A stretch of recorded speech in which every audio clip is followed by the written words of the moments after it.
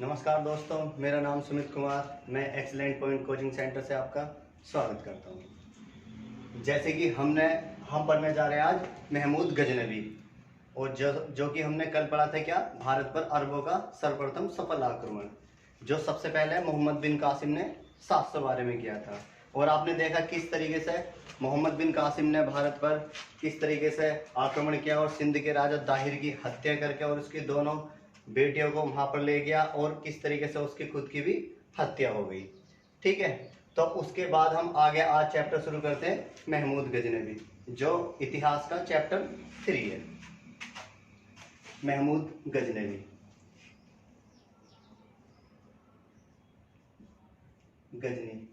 गजनी एक साम्राज्य स्वतंत्रता की इसकी एक स्थापना की।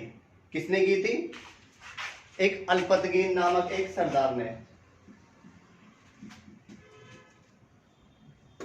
अल्पतगीन नामक एक तुर्क सरदार ने क्या की थी? जो गजनी साम्राज्य था इसकी एक स्वतंत्रता स्थापना की। जैसे ही इसकी स्थापना की, इसने नाम मात्र के लिए इसकी स्थापना की थी, लेकिन इसी का ही एक गुलाम या दास, जिसका नाम था सुबुक्तगीन।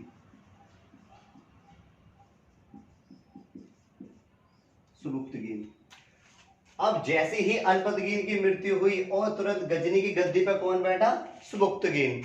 जैसे ही सुबुक्तगीन गद्दी पे बैठा, इसी को ही वास्तविक संस्थापक कहा गया है गजनी साम्राज्य का। ये एक ऐसा साम्राज्य घोषित किया गया था जो एक बिल्कुल स्वतंत्र था, मतलब इस पे और किसी का अधिकार नहीं, सिर्फ और सिर्फ किसका अधिकार था?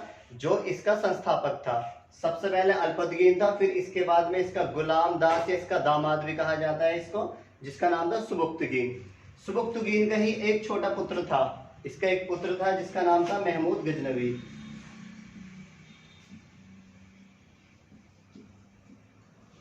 महमूद गजनवी इसका पुत्र था।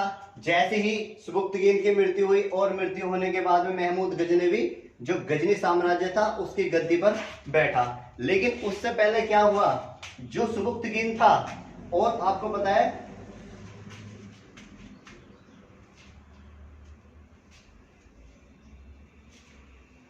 यहां पर ये पड़ता है सिंध, और सिंध के ऊपर ही पड़ता है यहाँ पर मुल्तान।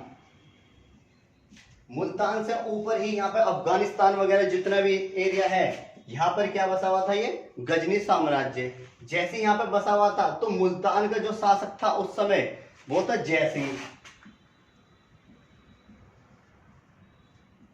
जयसिंह यहाँ पर गद्दी में बैठा हुआ था, तो जो सुबुक्तगीन था, सुबुक्तगीन ने किस पर आक्रमण किया था? जयसिंह पर। यह आक्रमण हुआ था लगभग 1000 ईस्वी में। 1000 ईस्वी में आक्रमण किया। किसने किया था? जो सुबुक्तगीन था, जयसिंह पर आक्रमण तो कर दिया, लेकिन इसका कोई निर्णय नहीं निकला। ना तो ये हारने को तैयार जयसिंह, और ना ही सुबुक्तगीन। तो इन दोनों के बीच एक संधि हुई, समझौता हुआ, और उस समझौते में क्या हुआ? इन दोनों ने बात रखी कि भाई देख, ना तो तू ही कभी मुझ पे कहां पर, गजनी पर आक्रमण करेगा, और ना ही मैं कभी मुल्तान पर आक्रमण करूंगा। लेकिन इसको देखते हुए एक समझौता हुआ। लेकिन कुछ समय बाद जो था, सुबुक्तगीन अपने यहां से मुल्तान से सीधे कहां चला गया? अपने गजनी साम्राज्य। जैसे ही गजनी पहुंचा, वहां पर जाके इसकी मृत्यु हुई, और मृत्यु होने के बाद में इसी का ही एक पुत्र था जिसका नाम था महमूद गजनवी, और ये गद्दी पर बैठा। जैसे ये गद्दी पे बैठा, इसने इतना अत्याचार और लोगों को मारना पीटना शुरू कर दिया महमूद गजनवी ने।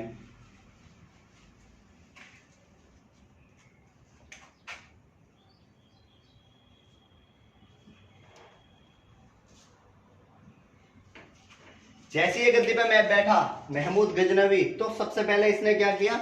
जो मुल्तान का जो राजा था जयसिंह पे इसने 1001 ईस्वी में आक्रमण कर दिया। 1001 ईस्वी में आक्रमण कर दिया, और उस युद्ध में जब ये आक्रमण हुआ और जयसिंह इसमें पराजित हो गया। जैसे ये पराजित हुआ, और इसको इतनी गिल्टी फील हुई, इतने मतलब शर्म फील हुई, इसको महसूस हुई, और ये इतना शर्म के मारे इतना दुखी हुआ और कुएं में कूद के अपनी आत्महत्या कर ली।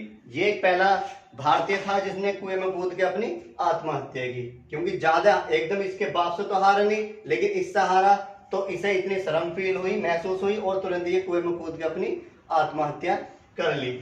तो महमूद गजनी में जब 1000 ईस्वी में यहाँ पे जयसिंह को पराजित किया था, फिर उसके बाद बैक टू बैक इसने भारत पर लगभग 17 बार आक्रमण किए, 17 बार आक्रमण किए, और इसके जितने भी आक्रमण थे वो सफलतापूर्वक सारों में विजय प्राप्त की थी इसने। तो इसका 1000 ईस्वी में जैसे जयसिंह से युद्ध हुआ, तो इसका दूसरा जो युद्ध हुआ था वो 1005 ईस्वी में। एक दाऊद पड़ता है, एक दाऊद नामक एक व्यक्ति था, उसके ऊपर इसने आक्रमण किया और महमूद गजनवी ने जो दाऊद था इसकी भी हत्या कर दी, और इसमें आगे जाके फिर ये और भी ज्यादा शक्तिशाली बनता चला गया। कौन? महमूद गजनवी। जैसे ये बना तो इसका तीसरा जो अभियान था, महमूद गजनवी का तीसरा जो आक्रमण था वो था 1008 ईस्वी में, जो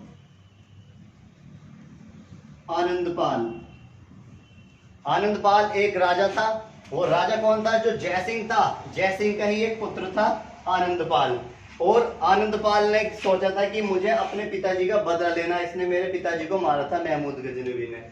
तो ये क्या करता है, ये सीधा जब ये इधर से आता है महमूद गजनवी और ये आनंदपाल इधर से आता है, तो इन दोनों के बीच में 1008 ईस्वी में एक भयंकर युद्ध होता है, और इस युद्ध में जो था आनंदपाल भी यहाँ पर मारा जाता है। जैसे ये मारा गया यहाँ पर, अब महमूद गजनवी इतना शक्तिशाली हो गया और भारत में बैक टू बैक लगातार बताते हैं कि इसने 17 बार आक्रमण किए और एक भी युद्ध में ये हारा नहीं। और इसके बाद में ये जब भी युद्ध करने के लिए आता था तो भारत में चुनौती देकर जाता था कि मेरा अगला आक्रमण कहां पर होगा, उस जगह पर होगा, और जिसमें हिम्मत है वो रोक कर दिखा ले। तो इस तरीके से इसके बैक टू बैक 17 बार आक्रमण हुए, और उनमें जो इसका सबसे सफलतापूर्वक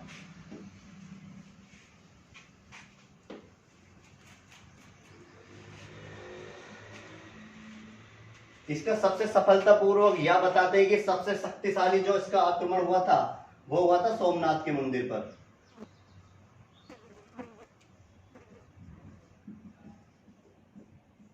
सोमनाथ के मंदिर पर, जो कब हुआ था? 1025 ईस्वी में। जैसे 1025 ईस्वी में ये आया महमूद गजनवी, ये कहां पड़ता है? सोमनाथ मंदिर आपका पड़ता है गुजरात में। जो पहले क्या नाम था इसका? सौराष्ट्र। अब गुजरात नाम बदल गया है, तो इसलिए अब इसका नाम क्या है? गुजरात। पहले सौराष्ट्र था। तो ये सोमनाथ का मंदिर भगवान शिव का एक बहुत बड़ा मंदिर था यहाँ पर। तो लगभग बताते हैं इसमें इतना सोना था, इतना धन, पैसे, हीरे, बहुत चीजें थी इसमें यहाँ पे। तो महमूद गजनवी को जो पता चला कि जो हिंदू लोग हैं ये किस पे विश्वास करते हैं? भगवान पे विश्वास करते हैं, और ये अपना सारा पैसा, धन, जितने भी सोने चांदी की चीजें वो सब कहाँ रखते हैं? वो मंदिरों में रखते हैं। तो इसने सोचा कि क्यों ना मंदिरों को तोड़वाया जाए और वहां से धन लूटा जाए। तो 1025 ईस्वी में महमूद गजनवी ने सोमनाथ के मंदिर पर आक्रमण किया, और उस समय जो गुजरात का, जो सौराष्ट्र का जो शासक था वो था यहाँ पर एक वंश चलता था उस समय, चालुक्य वंश।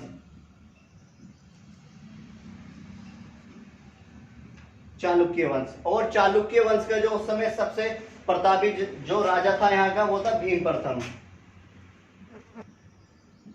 भीम फर्स्ट, या इसको मूलराज द्वितीय, मूलराज प्रथम भी बोलते हैं। मूलराज प्रथम, ये इतना बताते हैं कि चालुक्य वंश का भीम प्रथम या मूलराज प्रथम ये सबसे ही नालायक, बिल्कुल एक नंबर का बेकार व्यक्ति था। ये इतना डर गया क्योंकि महमूद गजनवी जब आता था भारत पर आक्रमण करता था तो वो पहले से पहले ही चुनौती देकर जाता था कि मेरा अगला आक्रमण उस जगह पर होगा और उस डेट को होगा। तो यहाँ पे ये इतना डर गया भीम कि जैसे ही ये महमूद गजनवी आएगा और मेरी हत्या कर देगा, इससे पहले ये अपना, ये जो भीम प्रथम था अपना एक सेनापति कहाँ पर? सोमनाथ के मंदिर पर छोड़ के चला जाता है और सीधा कहाँ भाग जाता है? ये मालवा पहुंच जाता है, भाग जाता है। तो जैसे ही महमूद गजनवी 1025 ईस्वी में गुजरात आता है, सौराष्ट्र, और यहाँ पे इस मंदिर को ये लूटता है, तुड़वाता है बहुत अच्छे से। और लगभग बताते हैं कि उस समय कुछ आने जाने के तो साधन थे ही नहीं, और लगभग बताते हैं कि इसने 20 ऊंट गाड़ी इतना धन वहां से लूटा और भगवान शिव की जो मूर्ति थी उसको तुड़वाया। और बताते हैं कि भगवान के जितने भी माता वाताओं के वो थे, तलवार भाले वगैरह जो भी थे, उनको ले गया और उनको कसाईयों में बांट दिए। और उन्हें बांटने के लिए जो कसाई थे उनसे उसको मांस काटते थे उनसे। और जो भगवान शिव की मूर्ति थी उनको सीधा कहाँ ले गया, वो गजनी। और गजनी में जो मस्जिद थी, मस्जिद के नीचे जो सीढ़ी थी, सीढ़ी पर लगवा दिया। और लगवाने के बाद में लोग उन पर चढ़ के जाते थे। तो इस तरीके से इसने आक्रमण किया और लगभग 20 ऊंट गाड़ी यहां से जीत के, 20 ऊंट गाड़ी मतलब यहां से इतना सोना भर के जा रहा था। और बताते हैं कि ये 20 ऊंट जो थे ये भी कम पड़ गए थे, इतना सोना था यहाँ पर। जब ये यहां से जा रहा था तो उस समय ही यहाँ पर सोमनाथ के मंदिर के पास में ही यहाँ पर कुछ जाट थे। इन जाटों ने प्लानिंग की, मतलब एक समझौता किया और प्लानिंग करके वो तुरंत ही किस पर, महमूद गजनवी पर आक्रमण कर दिया 1025 ईस्वी में। जैसे इस पर आक्रमण किया यहाँ पर जाटों ने, तो महमूद गजनवी ने जाते जाते कहा कि मेरा अब अंतिम आक्रमण जो होगा वो किसके खिलाफ होगा, जाटों के विरुद्ध होगा। और वो कब होगा, 1027 ईस्वी में। ठीक है, ये सब चीज बोल के कौन, महमूद गजनवी सीधा कहां पहुंच गया, अपने गजनी। जैसे ही गजनी गया, उससे पहले ही जो गुजरात का सोमनाथ का मंदिर था, लगभग बताते हैं इसमें कि इसमें 50,000 के आसपास लोग इसमें पूजा कर रहे थे। और इसने, महमूद गजनवी ने सबका कत्ल किया और सबको वहां पर मारा। मारने के बाद में जब ये यहां से गया, गजनी पहुंचा अपने, और गजनी में जैसे पहुंचा और 1027 ईस्वी में ही प्लानिंग करके अपने पूरा संगठन तैयार करने के बाद में और सीधा कहां पर आ जाता है, जाटों के पास। और जाटों को पास आ जाता है और यहाँ पे जाटों को इसने इतना मारा और उनसे धर्म परिवर्तन कराए तलवार के दम पर। ठीक है, एक तो जाट वो होते थे जो आजकल आप देखते हैं जो चौधरी लगाते हैं, और एक जाट वो होते हैं जो पहले आपने देखा होगा जो मुस्लिम होते हैं वो भी चौधरी लगाते हैं। तो ये जो मुस्लिम है जो चौधरी लगाते हैं, ये भी पहले क्या थे, जाट ही थे, जो महमूद गजनवी ने तलवार के दम पर इनका धर्म परिवर्तन करवाया। ठीक है, इस तरीके से ये लाखों लोगों की धर्म परिवर्तन कराया गया। और जब यहाँ पे जाटों को इसने मारा पीटा, और लगभग जब ये यहाँ से गया तो जैसे ये जा रहा था तो इसके साथ में कुछ लेखक वगैरह भी थे, अलबरूनी और दूसरा उत्वी। ये इसके साथ दो प्रमुख लेखक थे। ये ऐसे लेखक थे, जो अलबरूनी था इसने एक किताब लिखी,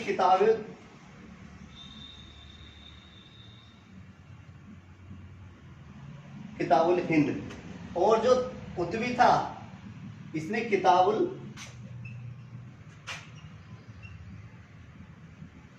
यामिनी ये पुस्तक लिखी थी। जो अलबरूनी था इसकी पुस्तक में इसने क्या लिखा, जो महमूद गजनवी के 17 आक्रमण थे उनका सबका अच्छे से विवरण किया और इन पुस्तकों में इसने लिखा। अब ये इन पुस्तकों में क्या लिखा था अलबरूनी ने ये लिखा था कि ये जो थे जितने भी भारतीय हैं ये मंदिरों पर विश्वास करते हैं और जितना भी सोना पैसा वो सब मंदिरों पर रखते हैं। एक चीज तो इसने ये लिखी थी। और इसने ये देखा कि जो भारत की जो व्यवस्था थी, जो जितने भी लोग थे भारत की, राजनीति बोल दे, सामाजिक बोल दे, तो ये 4 भागों में बटी हुई थी उस समय।